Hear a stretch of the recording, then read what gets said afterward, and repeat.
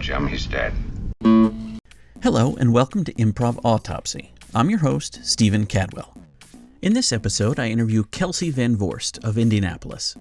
Kelsey is involved in a lot of theater, and if you're in Indy, and this is still 2025, you can catch her in Indy Shake's Comedy of Errors, July 24th through August 2nd. You can also find her doing some improv around town with the all-female identifying Betty Rage-produced Lady Bits, or Comedy Sports, or Red Curb Improv, or Behind the Couch Improv. I'll link to what I can in the show notes. I met Kelsey at a Lady Bits show when Kayla and I were there to see Anna. From that experience and this interview, I would say that Kelsey is a powerful performer who makes strong choices and commits to a character 100%. She embodies all of those things you want in an improvisational actor and illustrates how a greater understanding of theater leads to better improv. If you have an opportunity to see her, you should. In the interim, however, please enjoy Kelsey VanVoorst's Improv Autopsy. Thank you so much, Kelsey, for joining me on Improv Autopsy. Do you remember your first exposure to improv, what and where, or any of the details of that? Yeah, for sure. I mean, exposure, definitely watching Whose Line Is It Anyway on TV. Yeah. Really enjoying that. In middle school, I'm always thinking it was funny and always being impressed by how quickly they could think on their feet. But I think as far as performing improv, it was I really didn't do anything until high school. I was in the Comedy Sports High School League at my local high school, so I got cast in that. There were auditions or tryouts for that team, and I was on that team for 3 years in high school. Awesome. So you'd seen Whose Line before then, I presume. And so you knew a little bit about what it was. Comedy Sports being short form is going to be more akin to that than some others, so that's cool. And they showed up, and did you know right away you wanted to do it? Did you have to be cajoled into trying out, or was it part of a requirement for a class? No, I kind of just did it. So I was in the group of theater folks in high school, but the way that my high school worked is you weren't going to get cast in anything unless you were in any sort of performing arts like club, whether that is choir or show choir, choral choir, or whatever. And I don't sing or dance very well, so I was like, nah, I can be funny. So I auditioned for that and got in, and that kind of opened the door for theater as well for me. But definitely improv is where it all kind of started. Nice. Now, as a component of that, then I presume they were training you. Yes, so we had a school sponsor, which was our theater director at our high school, but then also Comedy Sports, the theater in downtown Indianapolis, would send coaches every couple weeks or so to the high schools to work with them on exercises and practice with them. That's awesome. So you had a kind of a resident coach, and then intermittently you'd get coaches from Comedy Sports? Yes, that's correct. Okay, that's pretty cool. So you were exposed to a lot of different people, a lot of different performers then from Comedy Sports. Yeah, a lot of different professional performers. We also got to work with the other Comedy Sports teams from other high schools around us. So it was almost like a sport. Like, we competed against other high schools. We got to know kids from the other teams at other schools. It was a cool experience, for sure. Does anything stand out in terms of the instruction or the workshop component of that when you were doing it that has just stuck in your memory? Anything of that nature? I just remember one of the coaches at one point telling me, "You're really good with your characters." And then when I would perform, I would get a lot of laughs at my voices and character work and physical comedy things. And so I kind of leaned into that a little bit more. And I would definitely say that's one of my strengths right now as an improviser and an actor. So that was the first time I had heard that kind of feedback, and I really enjoyed it. Yeah. So your first show, I presume, was with this league then, yeah? Yes, yeah, with Comedy Sports, with the high school kids, and all their friends came to watch, and parents, and it was a really fun time. We had quite a big turnout at our school. Where were you in your high school career when you had your first show? I was a junior in high school, so I would have been about 16 or 17. So you had a good portion of your junior year and senior year, you did it as well? Yeah, it felt so cool just to be one of the Comedy Sports kids. And it almost felt, because we had a big following, it almost felt, like I said, a sport. We had fans that would come out. We had a cheer section that would do the wave and stuff before we would come out on stage and perform. The teams were red or blue. So if you were the home team, you would wear blue. So people would wear blue to support. And so it definitely felt like a sport and a really cool experience to have people so invested into improv comedy. Yeah. Do you remember anything about any of those early shows? Anything stick in your mind there? One thing that I did, we were playing like an advice panel type game where it was a host and then three characters who would give advice based on questions asked by the audience. Sure. And the character that I chose was just this weird little homeless girl who lived at the dump who made friends with pigeons. I gave her like a weird voice and a weird lisp, and people loved it. So again, it's just that validation that like I can make people laugh with the weird voices that come out of my mouth. Now, were you a class clown then in school, or was this something you just was reserved for the stage? No, reserved for the stage for sure. And I'm definitely that way as an actor too. I let it all out onto the stage. I leave my heart bleeding on the floor. But then outside of that context, I'm pretty much an introvert. Yeah. Yeah. And may I ask for the record, what is your vocation? I work with large nonprofit organizations. I currently work for an arts and culture and science nonprofit organization. I've got my master's degree in nonprofit management. So a lot of my work is when I'm not performing or when I'm not rehearsing, is definitely like in an office behind a screen. Yeah, I like to ask that or like people to know just, I mean, my reach isn't huge by any means, but I know people can. I know this is something that I did anyway coming up. It's like, oh, going to be a professional improviser and make all this money doing this thing that I love. And which isn't to say that you can't do that, but also I think more commonly or to set expectations for people is like, you usually have a day job. And then this is the thing that the day job allows you to keep continuing to do the thing that you're passionate about or this other thing that you're passionate about. Exactly. Yeah, which is awesome. I mean, I love that. Do you find that your improv training, your improv skills are beneficial to your day job? I think so. I mean, there's always some skills that you get from improv, some interpersonal skills that I think that are helpful beyond the stage. Your quick thinking, the flexibility and the inclination to agree and say yes to things. Tina Fey's book, Bossy Pants, is so good, but the one section in that book that really stuck out to me was how she cannot fathom people whose first gut instinct is to say no to things. Like if there's a new proposal in the workplace, or if someone's just like, hey, we should try this new thing, and people's natural inclination is, I don't know if that will work. And I totally agree with that. My initial instinct anytime that happens is, okay, yeah, let's tease it out. Let's see if it can work. Yeah. Rather than putting the defensive up and be like, no, I don't think that will work, or we've never done it like that before. Yeah. Improv definitely leads to innovation and moving things forward. I love it. For sure. Yeah. So back to high school. So you were in the high school league then junior and senior year. Yes. And then was there a moment then where you were sort of outside of improv, or did you get connected with a college troupe, or what was the next step for you improv wise? Yeah. So the summer after my senior year, before I went to college, Comedy Sports, the professional team, kind of recruited me, and I performed there. Like, I would do matches, and I would get paid, and it was really cool. There were a few of us who were doing the high school league at the time that, after we graduated, kind of got recruited into the professional league, and we were the young kids that we started off serving in the kitchen and taking tickets and answering phones, but eventually by the end of the summer we were performing fairly regularly. And then went off to college. I went to Purdue University. Okay. Boiler up. And and then my freshman year, fall semester, I auditioned for the improv troupe that was there, called the Crazy Monkeys. And I got in, and I was in that improv troupe for all 4 years of college. Excellent. That was started by Fuzzy, right? Yes. I was there in 2008. So this was after Fuzzy, but I had heard he was a legend at that point. I'm not sure if he actually exists. I'm sure he does. But in my mind, in my headcanon, he is not real. He's like some sort of demigod that created the Crazy Monkey. I love it. I'm hoping to connect with him at some point and talk to him, but I've yet to be able to. I found a website, but I don't know how old it is. Oh, it's so old. We actually, the Crazy Monkeys of my league have the website domain for that. So I can probably put you in touch with the people who have that website. Oh, nice. Yeah. So you were in Crazy Monkeys in college. Anything from that era of your improv journey that really sticks out in terms of just for whatever reason you have never forgotten it? Well, definitely the friendships and the connections. I'm still very, very close with. Yeah.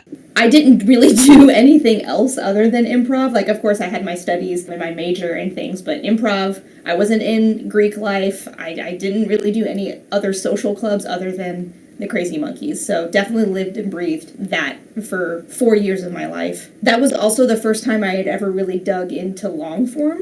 Okay. Was that improv group, and boy, I love it. I really, really enjoyed doing long form. I think we got a little bit too big for our heads, and we're trying things like heralds, and man, if I could go back and be a fly on the wall when we first tried heralds, I would hate it because I knew it was probably really terrible. But that was the first time I had really done long form, and we did the college improv tournament, and we got to go to all of these schools in the Midwest that were doing improv the same as we are and connect with some of those students. And yeah, definitely a really cool learning experience. That's awesome. Did someone walk into workshop one day and be like, hey, there's this thing called long form I want us to try, or how did that come about? I think someone had seen a show in Chicago, and we were like, ooh, they do this thing in Chicago where it's not just games, you just do a scene, but there's rules to it, right? You have to like connect the stories, and we just kind of dug into what long form is and tried to figure out a format that worked with us, with our group, and we thought it was a herald, and it ended up not being a herald. It ended up being really loose improv format where the scenes can connect or they cannot connect, and it doesn't really matter, which is my style of long form. I love zero stakes long form. At some point then, did you also perform that? Yeah, we would perform fairly regularly. I would say once a month, if not more. And we had fans. Like, there were people at Purdue who would always come to the Crazy Monkey shows. We had a couple different locations around campus that we would perform in. And yeah, people would come to those shows. The long form specifically, though, did you integrate that into your Crazy Monkey shows, or did that stay short form? Yeah, we would do first half short form. We would play a few games that were like staple games that we played every single time. And then the second half, we would do a long form. Okay. Any moments there in college, anything that bombed so hard that gives you like hot face? God, so many moments. I can't think of anything specifically because I probably suppressed it. But I can absolutely 100% guarantee that things happened. Things bombed and did not work. But then we would go back to the apartment that we all kind of shared and then just, drink it away and forget that it happened and then do the next show in a couple weeks. Yeah. So the form that you settled on, that you said you thought was maybe a herald but wasn't, was that what you typically performed, or were you playing with other long forms as well? We had tried a few different other formats. I think we had tried heralds and performances, and it did not work. So we did not do that for performances. We would practice it. We had practices every Sunday morning, so we would practice heralds for fun, but we stopped integrating that into our performances. We tried Armando Diaz, that format. Mm-hmm. Where with the monologist, and we did that a few times for performances, especially if we could have a volunteer be the monologist. Yeah. And then we would just do scenes based on that. But I think ultimately our long form format was basically just a really loose tea party to open up with ideas and then clap edit scenes that can or cannot connect. Yeah. They don't have to connect. And Crazy Monkey still exists, right? Yes, yeah. Yeah, they're still performing. Are they still doing long form as well? Do you know? Man, I have no idea. I would like to think that they are. Yeah, I was just wondering, you'd be the progenitors of that, which is kind of cool. Yeah. They weren't really doing long form. It was strictly short form until I started, and we kind of just played around with it a little bit. Yeah, my experience is similar in that I got connected with a short form theater down in Florida, and there was a little group of us that wanted to do some long form, and we were also just started blind, like, hey, we heard about this thing, and we were just kind of working our way through it, and the first one we did was also not great. Right. I don't know if we attempted a herald in workshop, but whatever it was we landed on was not great. Yeah, I'd be interested to go back in time and see some of those early form or early sets. Yeah, I like to think that, and I imagine it's the same for your group, that what they were lacking in knowledge or ability, they made up for in earnestness. We had so much gumption, and we believed what we were doing. Yes, it was so earnest. And then, like I said, we would all go back to the same apartment and then just party. In my mind, I'd like to think that we were the funniest people on campus. And even if the set wasn't good, even if it wasn't maybe our best show, people still came and people still thought that we were funny.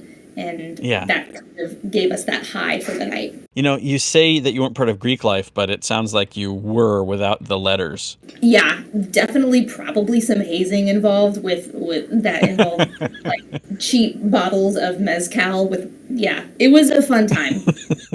we need to create, I don't know whether we'd say Italian. Would improv be more based in Italy than anywhere else? We need Italian fraternities, some Italian letters. Yes, some Italian letters. Be the improv fraternity and sorority. Yeah.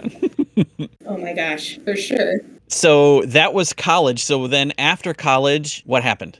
So after college, I moved down to Florida and didn't really perform for about 2 years. I missed it for sure. I was living with my partner and we would do bits. He's also an improviser, but we would just do bits around our apartment. I think our goal was to start a comedy sports, and that really didn't happen. So we were down there for a couple years, and then I really didn't perform much at all. But then we moved back up to Indianapolis, and then I started performing again more regularly in comedy sports. I also started more in sketch comedy, which I never really dug my toes into, and I really liked it. And this is kind of where the chapter in my performance story turns more towards scripted theater. But I've always used improv as a base to influence how I tackle scripts as an actor.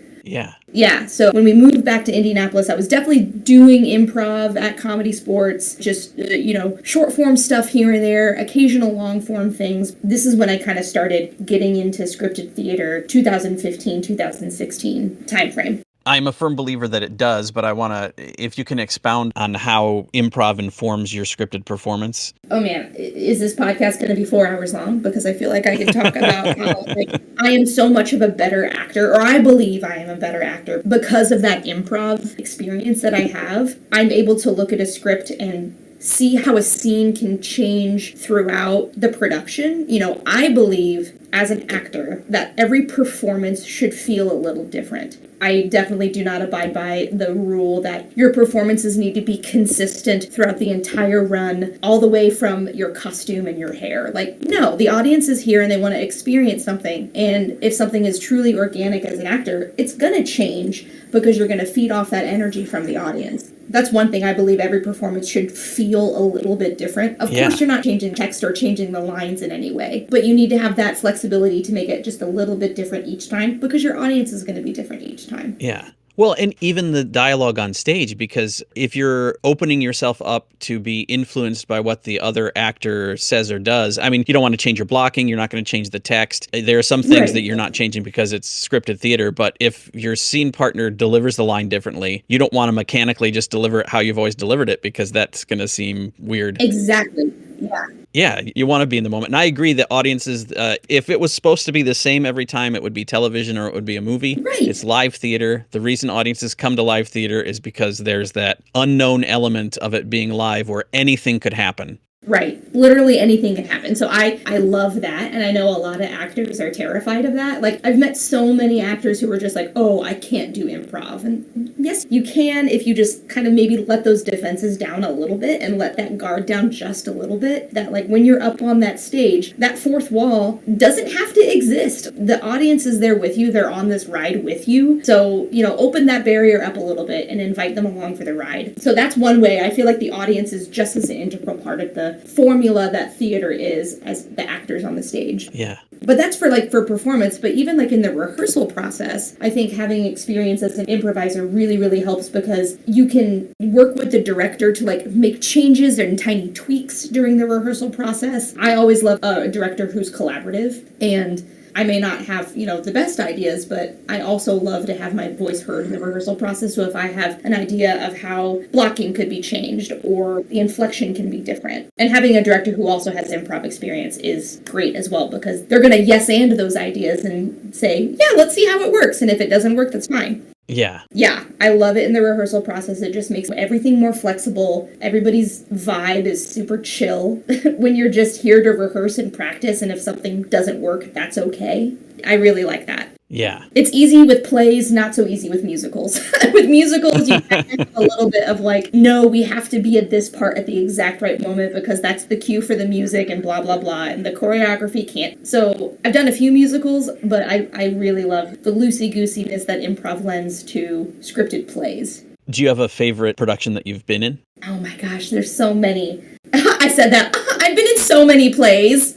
No, but there's so many that are favorites of mine. I did a production in February of 2020, literally right before the world shut down. I did a production of Much Ado About Nothing. I played Dogberry, and I had a blast. I had a fucking blast.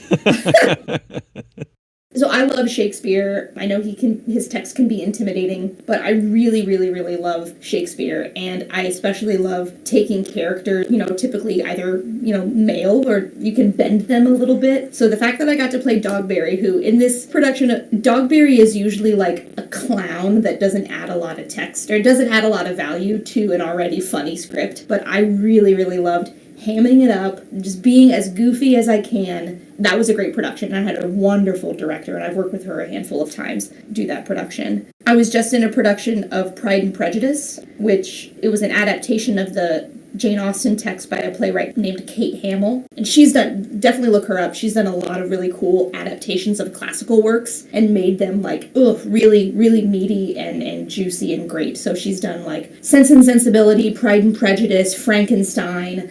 She's done a Scarlet Letter that's actually really cool too. So I did this Pride and Prejudice, and it had a lot of funny moments, but it also had some serious moments. And I really enjoy doing that too. That balance between comedy and drama are fun. Yeah. You don't find that you gravitate toward one or the other on stage? Comedy for me is easier. I would much rather do comedy than drama, but drama gets to flex muscles that I don't really get to work that much. So in these moments in Pride and Prejudice, when my character had a really serious moment, that was a very challenging moment for me as an actor, because I don't normally do that on stage. Normally I'm there to make people laugh and kind of lighten the mood a little bit and not bring down the mood. So I really look forward to those moments, but I'm also still kind of anxious about them because I know it's not my wheelhouse. Okay. Yeah. So does this bring us up to contemporary time in terms of your... Yeah. Do you do comedy sports every now and again? You do lady bits, but you're also firmly planted in scripted theater. Yeah, and scripted theater, it does take a lot of time. You have lots of rehearsals, you have tech, you have your performance run. So it takes a lot of time, but I still really want to hold space for improv because I love it so much. So that's why Lady Bits is so special to me. Anytime anybody asks me to do a one night only improv set with people that I love doing improv with, I'm going to say yes if I'm available. Yeah. Because I love it so, so much. Even if I did a show last weekend and I really only knew 2 of the 7 improvisers that were in the show, but of course we met and we warmed up and we joked before the show started, but I still loved it. I still had a great time. I really enjoy doing improv when I can. Yeah. Yeah. Is there sketch anywhere in this? I know you mentioned that you did it first in college, I think is what you said, but so has that been a through line at all? A little bit. So I work with a company. I mentioned Behind the Couch Improv as a group that I perform with. I also teach with them a little bit, some of their classes, but kind of the governing body of that organization is called Defiance Comedy. And Defiance Comedy writes sketches and musicals for performances, usually for at the Fringe Festival here in Indianapolis. They always produce a show, and that is locally written. So we usually do full-length plays or musicals, but Defiance started as a sketch and a live sitcom production company. So they would write live sitcoms and perform them, so not as long as a play, but a little bit longer than a sketch. So yeah, I do stuff with them. I help a little bit with the writing process. Mostly it's our director and producer writing a whole script, and then he'll send it to me, and he'll be like, okay, Kelsey, punch it up with jokes. Now, when you say sitcom, is that just a one-off, or would they be serial at all? They were serial. They haven't done one in a while, but when they first started, they were serial. So they would have a season. They had, I think, maybe 6 to 8 episodes in a season. And then I think they had 4 sitcoms, episodic, that they would have episodes. And I think they were maybe once a month, there would be a new episode. And so people would come out and watch. And some of the shows got rebooted, so we did those a couple of times. There were spin-off characters too. Yeah, it was fun. This was early 2010, so 2011, 2012, 13. That's amazing. I can only imagine. So the same set, you kept a set, or was it very scant in terms of set dressing? Very scant. It was a couch, maybe an end table. Everything else was pantomimed, some light props, but yeah, very, very light. Okay, so definitely using some improv there with object work and whatnot. Yeah, for sure. That's awesome. Also, working on a very skeleton budget, too. Yeah. We all know how that works. Yeah, otherwise you would have had a whole sitcom set that you could use every time. Absolutely. And we would have been able to record it and whatever, but we're in our mid-20s trying to make folks laugh, and we'll use what we got and we'll go to as thrift shops to get costumes as we can. Yeah. Yeah. So this does bring up another question that I like to ask people. I like group names, improv teams, and that sort of Yeah. thing, because they, regardless of how stupid they are, I love them because of just the nature of it. Right. And then I'm also curious about their origins. So do you know why Behind the Couch improv is called Behind the Couch? I think I do. Please do not use this as canon, but from what I heard, Behind the Couch, it was going to be a format where all of the actors and the props and the set pieces would literally be behind a couch that was in the middle of the stage. And when they would reset, they would all just pop out from behind the couch. Okay.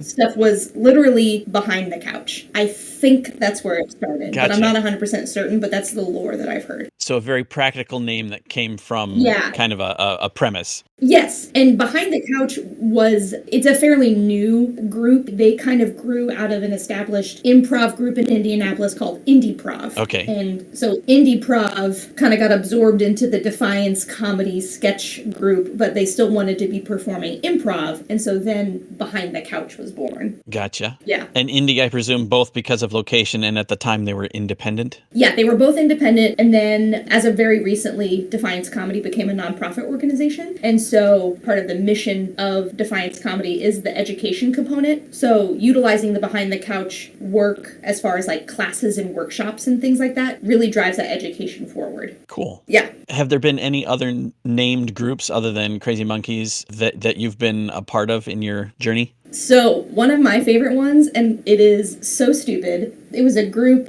and literally this was like a text group, and we were all set to do a show and we didn't have a name, and so they did a word generator and the name was Sour Pizza.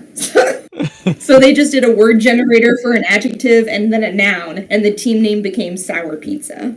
Like a word generator, like on your phone? Yep. So we were like, okay, I need a random noun or a random adjective, and it was sour, and then a random noun, and it was pizza. So Sour Pizza is one of them. There's another group of all women that I perform with outside of Lady Bits that we're called the Monarchs, and I just really like that name, the Monarchs. Yeah, I agree with you. I do love the lore of improv names. Yeah.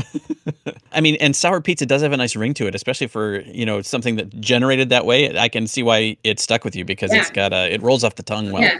Hey guys, we're Sour Pizza. Can I get a suggestion of something that you bought at Target last? It very much rolls off the tongue. One of my favorite games to play, and feel free to steal this, is if you hear something like that where you think, oh, that'd be a good improv group name. It falls into one of three categories. It's either an improv group name, a campground, like the name of a campground, or a sex position. So if you see something like, oh, that's a good improv name, it could also be a good name for a campground or a sex position. Yeah. Yeah. So you're positing that usually if it's good for one, good name for one, it's a good name for the other two?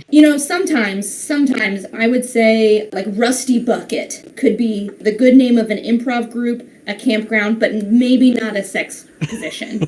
You know what I mean? Yeah. Whereas I think Sour Pizza, definitely a good improv name. I don't know how good, but it could be a sex position, but probably not a campground. Not a campground, correct. Yeah. Yep. So definitely you can play that game next time. You're like, oh, that'd be a good improv name. Could it also be a good campground or a sex position? and see, now every time I drive by a campground, I'm going to wonder as well, can you take campground names and apply them? Yep. It's a good game. I like it. Take it with you. Take it and run. I feel like there's a get for in there somewhere as well. For sure. So the rest of these questions, then feel free to apply them. It doesn't have to just be the improv area of your life, but this can be any sort of stage performance that you've been a part of. But what would you say, if there is one, is the most shocking thing you've seen or done on stage? There was an improv format. It was called Ugly, UGLI, and it stood for Underground Live Improv. And the premise of this format was to do basic short form games, but like tweak them a little bit to add an element of like, it's extra gross or it's extra raunchy. So for example, there's a game of pick a play or pick a comic where you've got three improvisers on stage. Two of the improvisers can only read their lines of dialogue from a book or a play that they have in their hand. and the third improviser has to justify everything. So for this underground live improv, we would play Pick-a-Porn, where there would be a justifier, and then the two actors who were just reading literotica off of their phones. So it's that kind of like a twist to a game. Sure. One of the things that was done, instead of having a coin toss to decide who got to pick the first game, the MC for the night had us do a shot of fake butter. Of like imitation butter that you would put in a popcorn machine. Just like this is something that is liquid at room temperature? Like liquid at room temperature. Take a shot of it. All right. The first person to down it and to show that you swallowed it gets to pick the first game. Great. Ugh. Yep. Did you participate in that? Oh yeah, and I literally, if you dare me to something, I will do it. That's one of my toxic traits. So I did it, and of course I got to pick first. Anything for laughs. Was it worth it? No. Probably not, but oh well, it got laughs. Yeah. We would do down in Florida, we would do a torture show every Halloween. Oof. And I forget exactly how it went, but there was a game that we played. I could look it up, but I've forgotten right now, where every time something happened, an additional thing was added to a blender.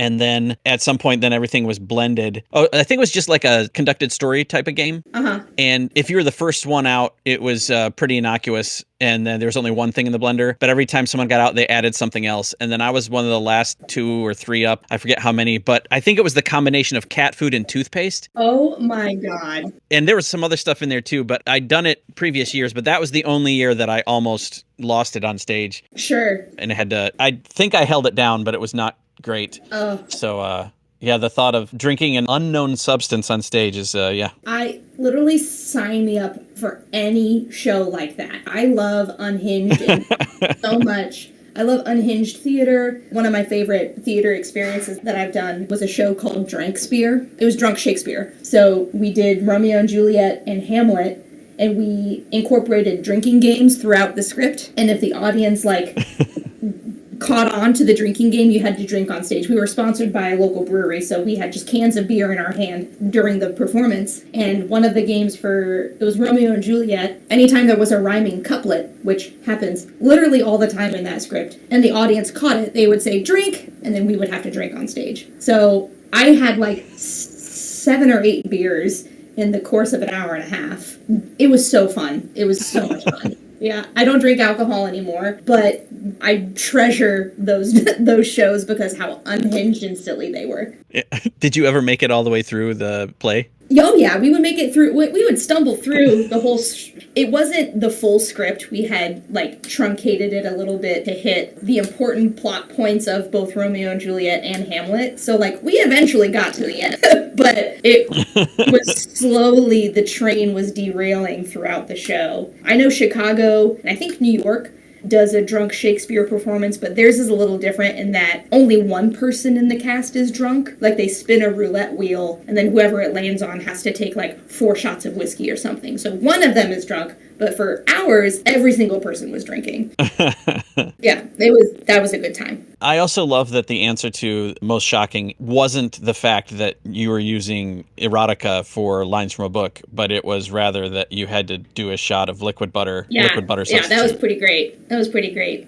The erotica, I was like, oh yeah, this makes sense. Just open it up on your phone and delete your browser history afterwards.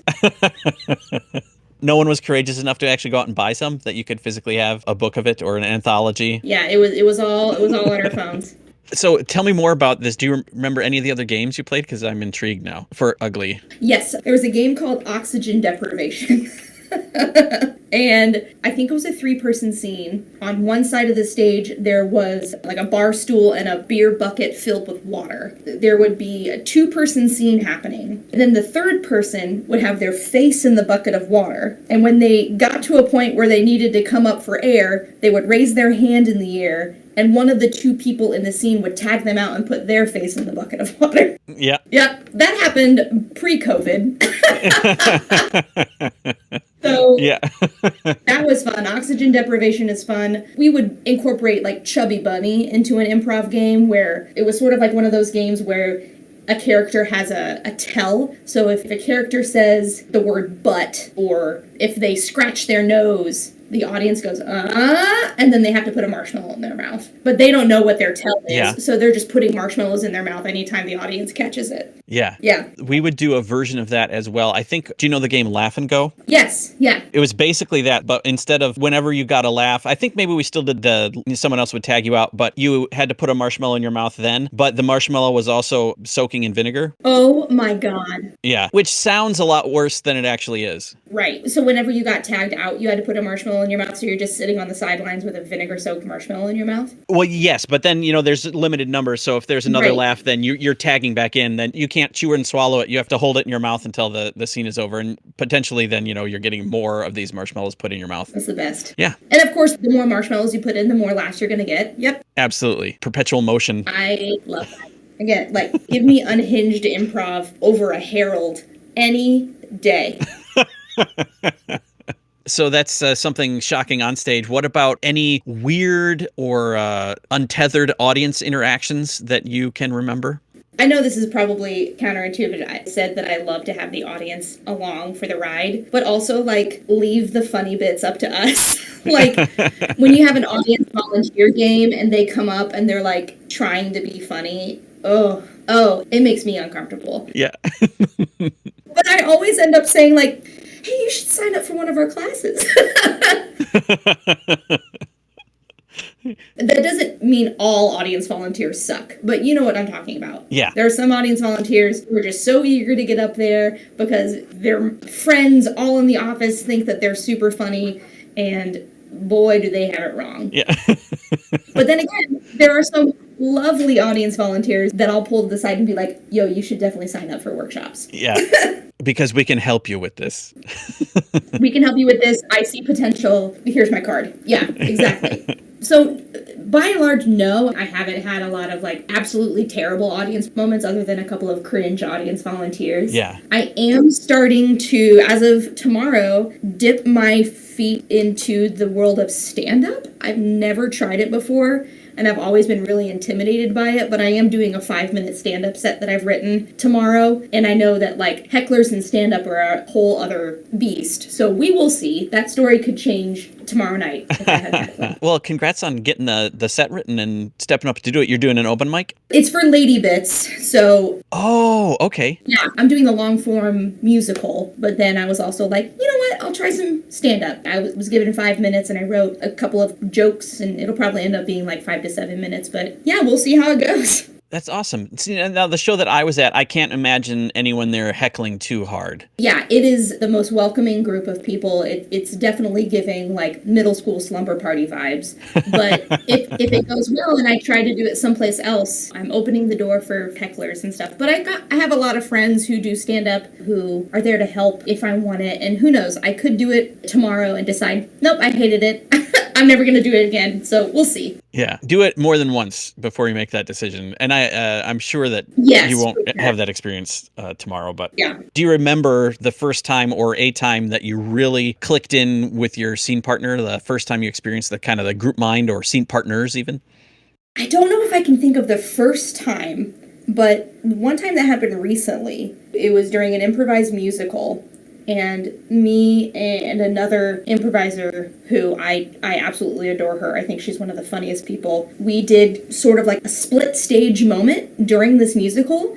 And we were so in sync that we were singing our lines and switching verses and alternating the chorus. It was really cool. So that's my most recent one that I can think of, was just how in sync I was with her at that moment. And I think it probably had to do with we know each other really well. We've been performing with each other for years, so that definitely helped. Yeah. I'm going to draw an analogy that may be outdated, but when I was in high school, for some reason, I don't even think this was a super in at the time, but someone had it at their house, but we'd play Taboo. Uh-huh. And there was 2 people that knew each other so well that the game really sucked to play because they would say things and they would know what was going on with each other so quickly, just because they were so in sync, that it made the game really frustrating. Yep. So that that level of being in sync, that you could just look at them and they know the word that's on the card. I think my partner and I are pretty much like that. We know exactly what each other's going to say. We've been together for a long time, so it's almost like we share a brain.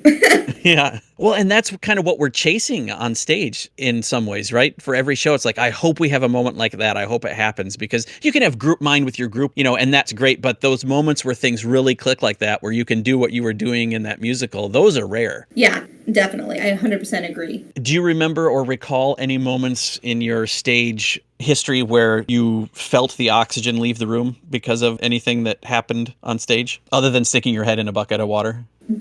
Yeah, that's when the oxygen left the room.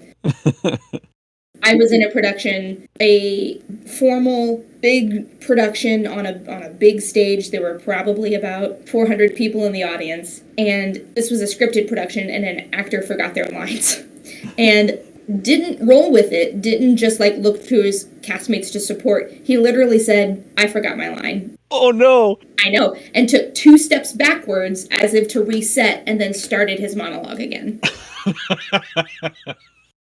All of us were just like, oh my God. Like, all of our buttholes were so clenched. I can't believe that happened. This was like 6 years ago, and I still talk about that. How mortifying that would be if that was me. Even if I forget a line, there have been times, of course, where I've flubbed up on lines or gotten the lines out of order or something, but I would never say, oh, I forgot my line. Like, just like drop character. As you see the audience willing suspension of disbelief leave out the back doors. Exactly. Yep. I still remember a production I saw at a community theater of Guys and Dolls, where we knew something was going on because the 2 actors it was like the actor playing Sky Masterson was having a costume change that was going poorly, I guess, backstage. And so the 2 actors that were left on stage were having to ad-lib, and their ad-libs were, you could tell they were ad-libs. Oh, no, they just didn't know what to do. Yeah, there was long pauses, and then someone's like, yep, well, it's a mystery or something along those lines. I don't know. It was, I remember sitting there watching that moment, like biting my nails, wondering, hoping that they get rescued. Yes, if you're in a live theater performance and something does go wrong, like a costume change or like a set piece or lighting doesn't happen the way it's supposed to, having those skills as an improviser can really save your ass in a lot of moments. Yeah, for sure. And that's also where, like you said, bringing it into rehearsal is helpful too, because if you're expected to, we're locking this in now and this is how it has to be every time, that's when, if something doesn't go that way, that you're in trouble. But if you're a little more loose, then you can, yeah, for sure. Have you ever felt wronged on stage or hung out to dry? Yes, definitely. I mean, I think I've felt steamrolled before, for sure. Yeah. Where, just every choice that you make is being overshadowed by someone who's trying to be louder than you are. Yeah. And I think that just comes with, like, inexperienced improvisers who are insecure, who just need to have every word come out of their mouth try to be a joke. So steamrolling happens, and for the most part, that is not done intentionally. Like, improvisers who steamroll in a scene, it's mostly just because they also don't know what they're doing, and they're trying to overcompensate. But I can't think of any time that I've been, like, intentionally wronged or hung up to dry. I really can't, which is good, I guess. Yeah. This is a similar question, but what has your experience been with sexism in improv and the arts?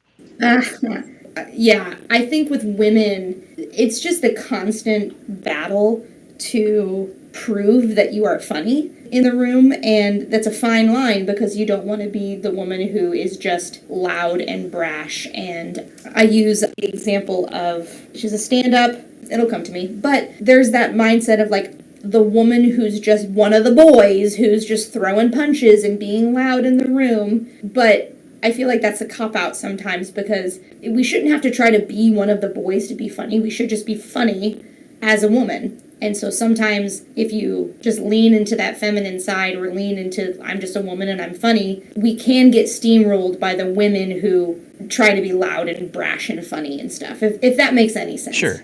And improv has always been an art that has been, I don't want to say dominated by men, but men have kind of had control over it for a long time, and I don't have any bad feelings about it, but I always feel humbled and welcomed when I'm asked to be a part of an improv group, because it tells me that I am funny, and they're not just asking me because I'm a woman. Do you have a way or a method to combat being pigeonholed as grandma, mom, girlfriend?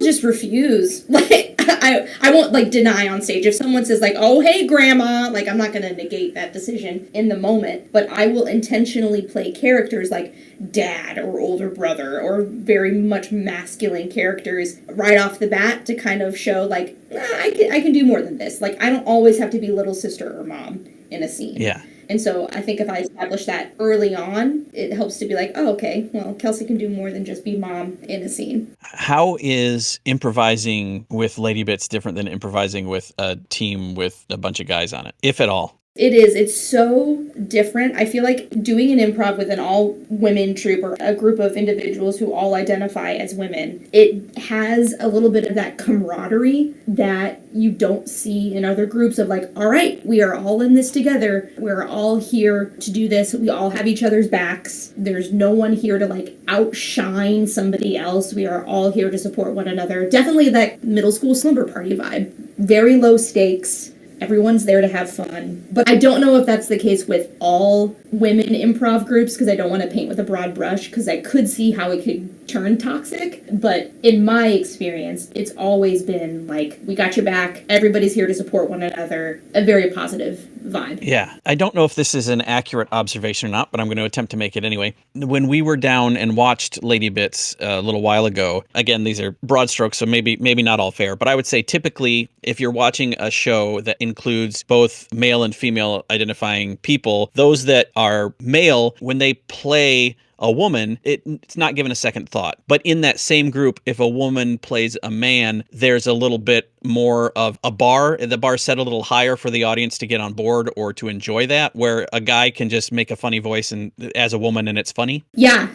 I mean, you fall into that trope of you put a dress on a man, it's automatically funny, right? Yeah. We have to, as women, I think we have to work a little bit harder to make those choices funny or make those choices like a reality, because there have been depictions of men wearing dresses and it be funny for dozens and dozens of years. So I agree with that we have to work just a little bit harder to like push that reality forward of being a woman portraying a man. Yeah. And I feel like when we were down watching the Lady Bits show, I feel like having a troupe that is, or a group that is all female identifying people, that bar disappears. Like, I don't know if it's because there's no other thing there to compare it to, but suddenly it's like, okay, now it's equally as funny if any of these women play a man, because of course they have to, and the stigma isn't there. I don't know what it was. So there's just a different feeling even watching the all female group. Yeah, it'd be interesting. I'd like to go see some other all-female performances, and maybe, it's different geographically. Like, There's that kind of element to throw into it. How are groups going to vibe with each other geographically? Where we're in the Midwest, so we're all kind of friendly and sad here. So, yeah. Well, we're friendly. We'll be nice to you, but we'll be sad about it. Yeah. I love that description. I don't know if I'd heard that before. Yeah. Well, you can use it.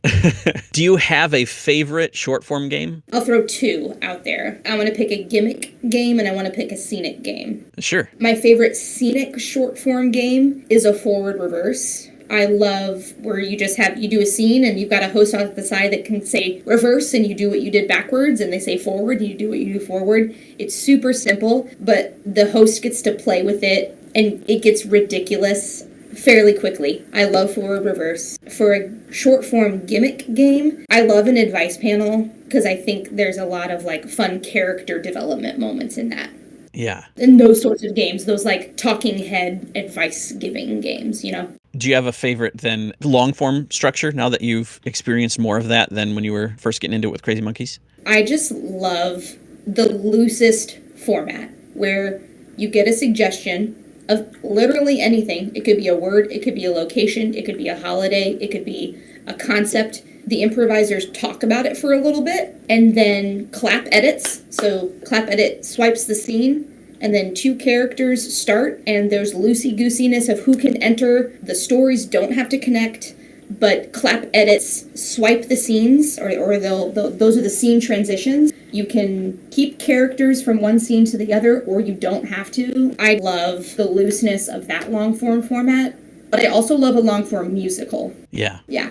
And do you have a structure there that you follow when you're doing a musical? Yeah, I love a long-form musical. And those have a little bit more structure to them. You usually open with an opening number that sets characters, an environment, or a setting. And then there's usually a protagonist and an antagonist. And then eventually by the end of it, they find common ground, or the protagonist wins, or whatever. So there's a little bit more structure to improvised musicals, but I really like doing those. Yeah. Do you have a short form game that you really, if it comes up, you're like, I hope I don't have to play that one? Oh, yes. I don't ever have to play X Word ever again. It's a scenic game, but every actor gets, you can only say 3 words, or you can only say 7 words. Oh, okay. I hate it. It's stupid. I don't want to do that ever again. But other than that, I think that's my least favorite one. That's the one I always go to, is just like, I don't want to play X Word. I'll do it if everybody else wants to. But yeah, I don't like that game. And well, I think we covered long form more or less, which is just, you're not a fan of Herald, right? Yeah, I just don't like a long form where the audience has to think too much. Like, they're here to enjoy the format and to watch people make them laugh, but asking them to think super hard, I just don't enjoy that. So easy, low stakes, long form is my vibe. And I like a Armando, because there's also very little stakes for that one too. You literally just follow the prompts that are given to you by the monologist. I like that format too, but yeah, I also don't ever have to do a Herald ever again. I'll be fine with that. For some reason, the way you were describing it just then about the audience having to think, I was picture of my mom watching baseball games when I was growing up, and she was keeping score on the scorecard. You know, she had a thing, and she was doing all the little symbols and everything that you do to keep track of both sides of the innings and stuff. Yeah. And I feel like someone needs to create one of those for Herald so that the audience can actually keep track of what's going on and if everything's being done correctly and what errors there have been. Okay, now they're in, this is 2C, okay, because that was the same character as 1C, but it sounds like they've gone through time a little bit. It's stupid. Oh, there's a group scene next. I'm so excited. Group game, guys, group game. Group game. Oh, is this going to be an organic opening? Dumb. Different symbols for each kind. Yeah. Ugh. When you're performing, what's the first indication that a scene is in trouble? There's a couple of indicators. If someone comes in as a character, like out of the blue, and then just not connect it to the rest of the scene. Like, so again, like steamrolling. If you're doing a scene between mom and daughter making a cake, and then all of a sudden someone comes in and says like, okay, soldiers, it's time to do your drills. Like, fuck, like you just, like, we had a good thing going on. So anytime someone comes in with something totally unexpected that does not connect to it at all, that doesn't mean that big, loud, brash character decisions can't be made, but you gotta make it connect to the rest of the story. In long form, it's such a delicate balance with starting a scene. If someone is starting a scene in a long form and the other person on the stage with them doesn't have any idea what's going on, that's okay. But the person who's driving the scene needs to feed them a little bit more of the context of what's happening. Because I've seen, and I've been a part, definitely, of long form scenes where I just joined in and I didn't know how the scene was going to go. But my scene partner wasn't giving me anything. So I'm just agreeing, being like, oh yeah, okay. And for maybe 10 or 15 seconds, the scene is just going nowhere because the scene does not have a driver. Well, you may have already answered this, but what then, in your estimation, is the best way to right the ship when things start to go awry? I think if you're on the sidelines, make an entrance that kind of weaves in loose ends. If you're on the sideline and you see an opportunity to fix something, let it breathe a little bit. Let it breathe to see if you're actually needed in the scene. And then you can jump in and play a character, weave in some of those loose ends, and then exit. I love when exits happen. I really think it's a powerful acting decision to leave a scene. I think a lot of us get caught in the trap of once you enter the scene, you're stuck. Yeah. So I think leaving a scene is incredibly helpful. Coming in, making a tiny adjustment that helps the scene make sense a little bit for the audience, and then leaving if your character is not needed. Yeah, you're right. That's very important. At this point in your improv journey, are you still able to, and do you still watch improv? Yeah, I'll go to shows. I would like to go to more improv shows. I mean, I think the improv scene here in Indianapolis is robust enough to have more performances more regularly. I just need to get my connections and find out when shows are happening because I'd love to go and watch, for sure. Awesome. And after the show, is post-show discussion helpful for you? Informally, I like going to a bar or going to hang out afterwards. But as far as like notes and things like that, I don't really find those helpful for me after an improv show, because it's not like we're going to do the same show over again. Yeah. Yeah. How do you continue to grow as an improviser?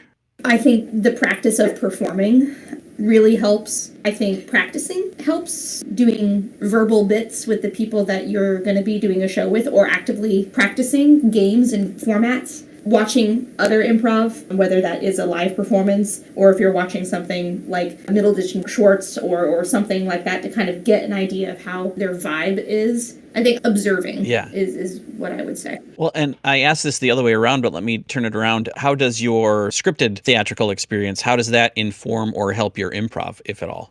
I think the characters that I get to play sometimes in scripted theater can help character choices be made in improv. So whether that is a physical, like a body posture choice, or a dialect choice, or even something so small as like stage presence. I really feel like my stage presence has improved as an improviser through my acting on larger stages. Being on a stage, a large stage that can hold 400, 500 people in the audience, my stage presence improves, and now when I perform in a smaller improv space, like you saw with Lady Bits, that holds maybe 45 to 50 people, I still have that body posture and that stage presence as if I'm performing in front of 600 people, but it's tailored down. So I think that helps me a lot. Yeah. How is your feeling when you're on that stage in front of those 400 people versus in the stage in front of the 45 or 50? How does that change the feeling for you? It's honestly no different for me. I love being on stage. I love that feeling of performing and being on stage. And whether I'm on stage in front of 12 people at a small improv venue or 600, I don't feel any different. Yeah. I was tempted to say that being on stage in front of the 400 people is going to make being on stage in front of the 50 people much less intimidating. But then I could also envision, well, I feel much more anonymous in front of the 400 people, whereas I feel much more seen in front of the 50 people. So I didn't know which way it would go. That's a good point. I think I maybe in some performances I feel a little bit more vulnerable in the smaller houses than in the larger houses, but I try not to let it shake me in any way. I want to be able to feel the same as I would in front of a small house or a big house. Yeah. But I would agree, like, there's 12 people in the audience, I am much more penetrable than I am on a raised stage with an orchestra pit dividing us. Yeah. I mean, if you're doing your stand-up in that house with the 500 people, then the person yelling something in the back row, you're probably not even going to acknowledge, versus the person yelling something in the back row, heckling you with the 50 people there. Everyone heard that. You have to deal with it. Yep, you have to justify it. Yeah, for sure. Well, I'd like to switch gears a little bit. I have sort of some Inside the Actor Studio type questions for you. Yeah. How do you get into the proper headspace to perform? I will usually just find some solo time to myself. And then after that, I will connect with the actors around me. I'll usually, before curtain or before we go out on stage, I'll go to everybody and say, "Got your back," and pat them on the back. That gets me in a good headspace. Cool. Is there any room in there anymore for warm-ups at all? Yeah. I really enjoy a high-energy, focusy warm-up. One that involves a lot of body movement, a lot of vocal dynamics, so shouting or screaming or whatever. I think that is really helpful. And group mind warm-ups, too, are helpful. So anything with a rhythm that you can connect with as a team. Any favorites? The warm-ups I really enjoy are, I call it circus clap. You get into a circle and you sing the circus song, which is the yeah. And you pass the clap around the circle. You'll clap at someone, they'll turn, they'll clap at another person. But if two people clap at each other and repeat it, it reverses that circle. I like that because it naturally gets faster and faster and faster and louder and louder and louder. So that is a high energy and a focus warm-up that I really like. Nice. I have done the clap, but never with the circus music. Next time that comes up, we're going to have to try circus music because I like that as an addition. Yeah. Do you have a favorite get for or a favorite ask? Yes, I have a whole bunch. One of them is what was something that you studied in college, if you went to college. That kind of gets a little bit more of a cerebral idea. Yeah. Or a concept as a suggestion. I really like that. Another thing that I'll do is I'll say something like, and I'll just have you give me the suggestion. What is something that you always get when you're at the checkout line at a grocery store, like on those end caps? Gum. Gum? Okay. What is something that you would never want to put in your mouth? and then I'll take the suggestion of gum and get another suggestion that's completely different than gum. Yeah, I like it. Yeah. Do you have a least favorite suggestion? Anything political, it can be fun, but like it's just so dumb. Like I'd rather escape from the political world of the outside. So anything political I don't like, or any celebrity or person who's potentially problematic. And also anything like dildo or penis, like, okay, those kinds of suggestions. I want something a little bit more highbrow, thank you. Yeah, I haven't done enough shots of this imitation butter for those suggestions to work on me yet. Exactly. So when you get one of those, or if you get a suggestion you don't want, what is your favorite way to burn it? I'll do exactly what I did before. So if someone says like Donald Trump, I would be like, okay, great. What's another thing that makes you really queasy when you think about it? And they'll say, I don't know, sardines. Excellent. Our suggestion is sardines. Yeah. I don't like to shut people down if they give the suggestion, because sometimes audiences they just don't know. Like they're saying Donald Trump and I'm not going to be like, no, fuck you. I'm not taking that suggestion. I'll be like, okay, great. I'm going to take your suggestion and make it into something better. Yeah. Yeah, so if they shout dildo, you'd be like, what's something you don't want to put in your mouth? Exactly. Yeah. Yeah, or what's something that you keep in your bedside table? Yeah. Yeah. Or what's something you only occasionally put in your mouth? What is Yes. You touched on this a little bit earlier, but now we're to the official question. How would you describe your onstage persona? How does onstage Kelsey differ from real life Kelsey? I would say onstage Kelsey has about 20 times more swagger than I do in real life. I want to present that confidence and that swagger, and like letting things like roll off my shoulders and the general I don't give a fuck attitude. That's entirely different. That's just who I am off stage. When you're on stage, what inspires you? What inspires you on stage? The laughter, I think, is what's fueling me. I think if I were to picture it visually, it'd be like those, you know, in Monsters, Inc., those scream containers that they catch screams in. But if I catch laughter in it, like, I want to fill that all the way up by the end of the scene or by the end of the show. Yeah. I guess you could say that I am a glutton for praise. I love it. What, if anything, shuts you down or takes you out of it on stage? The opposite. If someone doesn't laugh at something I think is funny. So what do you do in that moment then? Maybe this never happened to you, but I know there have been moments for me where I was like, oh, this next line is going to be huge, and I'll say it, and I'll be like, whoops, that did not land. Yeah, I'll call it out and be like, well, I thought that was going to be a lot funnier than it was. Or maybe I'll be like, it's the wrong crowd for that joke. Or something. Like, I will play the self-deprecation card a little bit and be like, well, next time. We'll try that joke next time. Or something. Yeah. In your estimation, what makes a good scene partner? Someone who matches your energy. Okay. And someone that can make eye contact with you. I think those are two key things.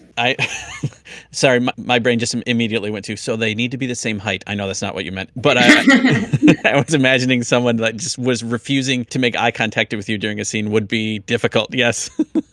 Right. Yeah. And I just really think that there's so much unspoken acting that happens in improv. Like you can give cues with your eyes. Eye contact for me is really, really important in an improv scene because I can read it, how the scene's going to go based on someone's eye contact. And then energy for sure. They don't have to match your energy like precisely, but it has to be a good match to your energy. So if I'm playing a really, really high energy character and someone else is playing a really low energy character, they can match each other really well still. It doesn't have to be completely manic or completely low all the time. It's just someone that matches your energy. Yeah. Is there any advice that you would give to your younger self?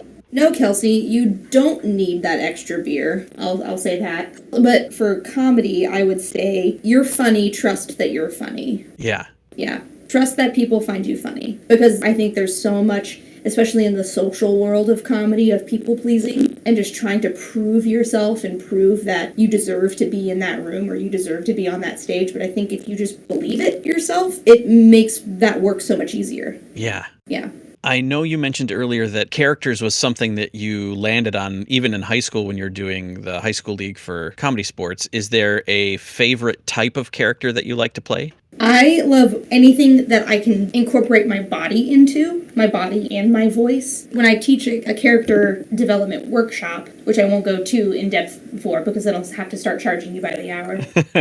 But I kind of lump my characters into two different categories. They're either raisins or they're grapes. And raisins are like super small, tight, tiny, quiet, weird, compressed characters. And grapes are loud and bombastic and deep and heavy and low. So I like to focus on how can I make this character more of a raisin? Or this character is really broad and loud. Can I make him a little bit more of a grape? Yeah, I really like character development and pushing characters, whether that's a voice or a physical trait or a dialect. I love pushing it as far as I can go without making it like absurd. Do you find then that typically when you play a character that you're integrating a physical component to that as well? And what comes first for you? 1,000%. The body. One of my favorite improv coaches said, if you do something with your body, even if it's something super, super small, a voice or a character will follow. Yeah. So I always do something with my body first, and then the voice follows. If I hunch my shoulders, this is a podcast so you can't see me, but I'm sitting in my office chair, and I'm hunching my shoulders, and now I'm turning into like a weird troll goblin character, whereas if I relax, the voice changes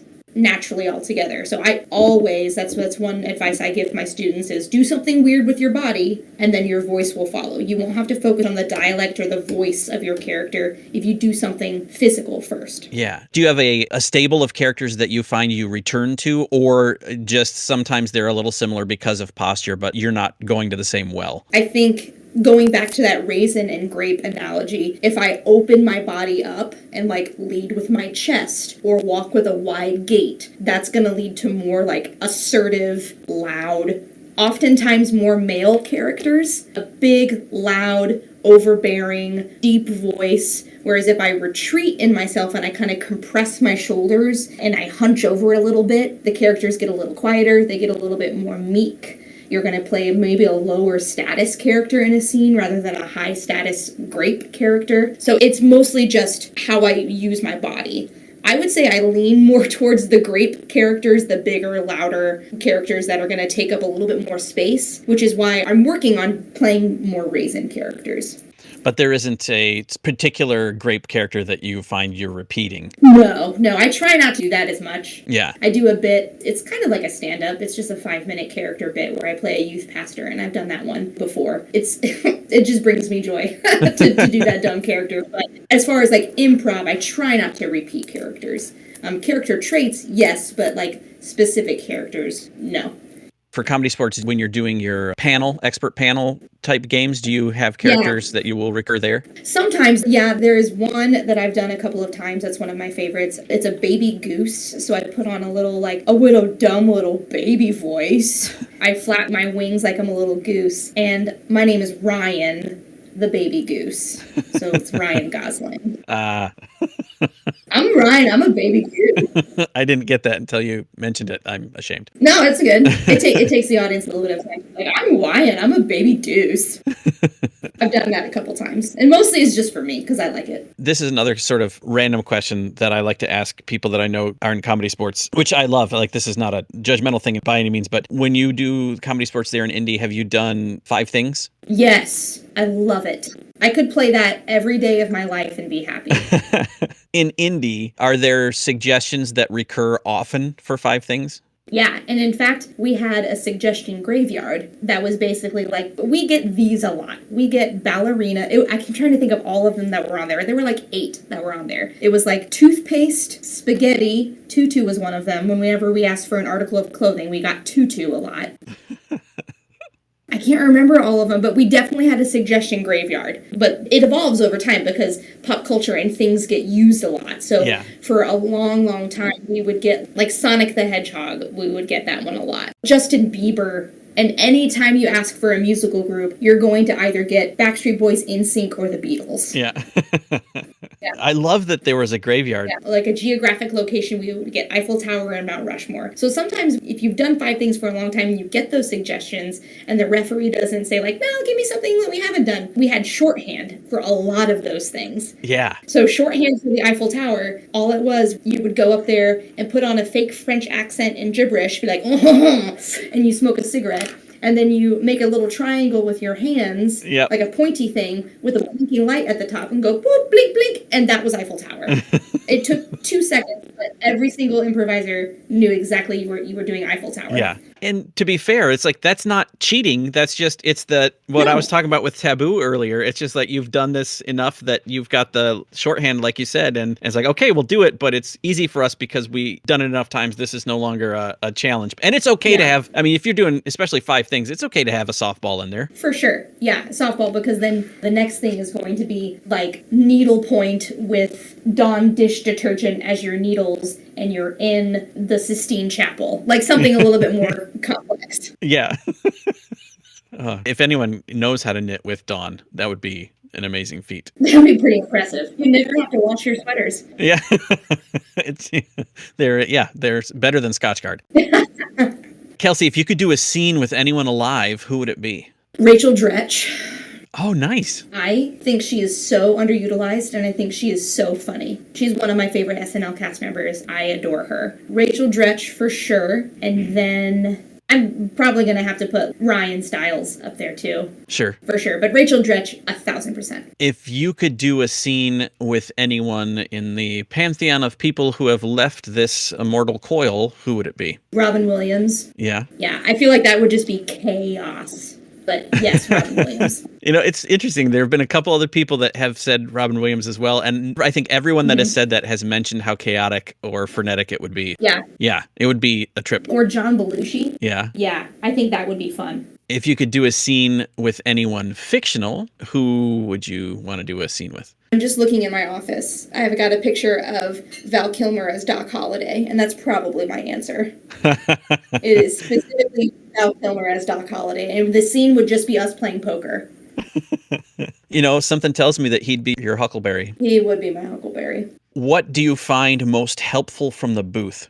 Like, they are just as engaged in the scene as you are. I feel like if whoever's running sound or whoever is running lights, man, it's super great if you're doing like a long form set and there's a scene transition and they dip the lights just a little bit. Like if they're in tune with how the scene should be going and they dip the lights just to have that separation between scenes, even better. Adding sound effects too, when it's done right, it's great. But there are some times where it can be a little bit overkill. But if that person in the sound boat is also a seasoned improviser and also is matching the vibe of the scene, it's great. That's why I love it when people who are running sound, if they're also improvising, if they are part of warm-ups too. Yeah. Yeah. What would you say is least helpful from the booth? Too many sound effects and like unjustified light cues or sound cues. I think if they're not plugged into the scene and they're making those choices, that's where it can kind of derail stuff. Yeah. Yeah. Other than laughter, what audience sound do you revel in? Silence. Oh, I love silence. It can be frightening, but I really, really, really like it, especially the moment in silence right before people start laughing. I really like it. How would you describe the difference? I feel like I know what you're talking about. Yeah, if you tell a joke or if something happens that's funny and the audience doesn't, like there's not an immediate bomb of laughter and it takes the audience a little bit of time to get it, that moment of silence when they're figuring it out, it's golden to me. And how would you describe that silence versus like you're in an empty theater and it's quiet, like it's silent? Because there is a difference. Definitely. You can feel the energy too. Like if the audience is actively listening to you and they're trying to figure out the joke, the energy in the room is a little heightened and they're just like, what? Just like there might be a little bit of titterings, like, I don't know, is that supposed to be funny? Like, there's that higher energy in a room where they're not reacting at all and they're not listening. That energy is dead. So it's definitely a feel of the energy in the room that makes the difference between those two forms of silence. Yeah. What is the worst venue you've ever played?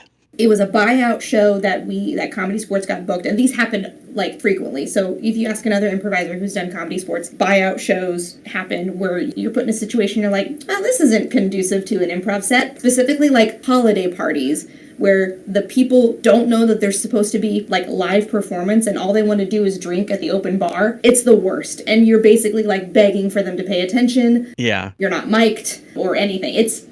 I'll change my answer to like corporate holiday parties are the worst. Ooh, there was another one that kind of reminded me. We did a show at a conservative religious college here in Indianapolis, and one of their rules is, it literally is the story of Footloose, no dancing. So we couldn't play any games that involved music because we might dance. I shit you not. We were not allowed to play like music games because that involved like moving your body to a rhythm and dancing. Wow. Yep. And when was that sprung on you? I think we had gotten notes from the venue to say, like, these are the rules of the college, blah, blah, blah, but we didn't really take it seriously. So one of the games that we wanted to do was to do Run Rap or to do Run Run or one of those. The people were like, no, I'm sorry, we can't have any music games. Like, we thought it was a guideline, not a hard rule. Yeah. Do you remember, did the show go over well? The kids loved it. Yeah. It was one of those things where these college kids were like desperate for this kind of connection. And we could tell, like, if we had played To Do Run Run or a music game, that they would have loved it and vibed with us. It was just like dumb adults in the room who were making the decisions, who were just like, no music, no dancing. So yes, the kids had a great time. I think we could have done more and gotten away with it, but it was fine. Wow, that's that's impressive. I mean, the no dancing thing, crazy. Right. It was literally the story of Footloose. Kevin Bacon was there. So yeah, you're like 2 degrees now. Forget the 6. Yeah. What's the best note or the best words of wisdom you've received in your journey thus far? Definitely the note about how to develop interesting and dynamic characters, of do something with your body first and the voice will follow. Yeah. That really opened up a lot of new worlds for me. Instead of separating your voice and your body, having all of them be one unit, but lead with your body first and then the voice will follow. That's been really, really helpful. And also, like, when you're doing low stakes improv shows where people are there to support you, people are there to have fun, just kind of walking into that environment and just being like, there's no stress, only fun, none of this matters, nothing matters. I like rolling into an improv show like that. Yeah. Yeah. Knowing that so long as you don't dance, everything's going to be fine. As long as you don't fucking dance, do not tap your toes. Don't whistle or you're done. No whistling. Nothing lyrical or rhythmic. What is the least helpful note you've received? And if you haven't really received one, what's the least helpful note you can conceive of? Do better. No. I think ones that I have heard, it's notes that are given without context that I think people fall victim to. Like, we need to be listening more in that scene. Or we need to agree more in that scene. It's the notes that you're given when you're first starting improv that don't have a lot of context to it. Because you can say to a group of green improvisers, like, yeah, let's work on our listening. But what does that mean, right? Yeah. So I think if coaches are giving tips and advice without any context to them, that's not very helpful. Yeah, I agree. Yeah. If there were an Academy Awards for everything improv, what would you be nominated for? Probably characters. I would say I'm pretty strong with my characters. And if you are remembered 100 years from now for something improv related, what do you want it to be? It honestly will have to be one thing that I am totally proud of. There was the drunk Shakespeare thing that we were talking about. Mm-hmm. Obviously, it had a script, but as we continued to lose control over the scene, it got a little loosey-goosey, and we were doing Hamlet, and I played Horatio, and in the theater that we were in, there was just a random trombone backstage, so I picked it up and I incorporated it into the scene without telling anybody else. I really hope that after I am dead, people say, do you remember when Kelsey played a trombone in the middle of Drunk Shakespeare as Horatio? I think that's one thing that I would like for people to remember me by. And how did the other actors on stage respond when you brought out the trombone? No one could keep a straight face, which is always a moment of pride for me. It's so satisfying. But because I was playing with people who understood the game, they just rolled with it. And it's not like I got the trombone completely random. One of the characters I was playing was, if you're familiar with the story of Hamlet, the play within a play scene. So I was one of the players, and I was doing a bit as the play within a play, as playing the trombone. So it wasn't completely out of left field that I was doing something like that. But everyone else in the scene was just so, they agreed to it, they thought it was funny, and it became, I kept doing that throughout the run because I did it the first time and it was successful. Yeah. Yeah. That's it for my interview with Kelsey. Check out the show notes for links to Indie Shakes, Red Curb Improv, Behind the Couch Improv, and Lady Bits. And if you find yourself in Indianapolis, go out and watch some theater. They've got a lot of cool things going on, and Kelsey is involved with quite a few of them. To get in touch with me for interview requests or suggestions, or just to say hi, send a message to improvbrain@gmail.com or check the show notes. Thanks for listening to Improv Autopsy.